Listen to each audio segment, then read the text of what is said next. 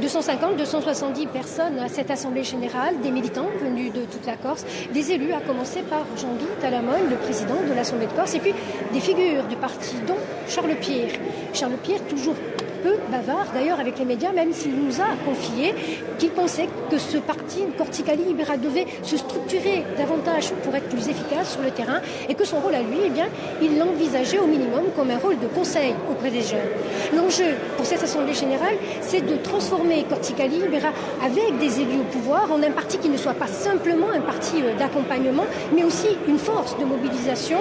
Alors, il y a 3 motions qui ont été présentées à huis clos aux militants, très peu débattues, visiblement, avant une suspension pour rédiger une motion de synthèse. Suspension, d'ailleurs, qui nous a permis de voir qui était à la manœuvre de cette rédaction de synthèse.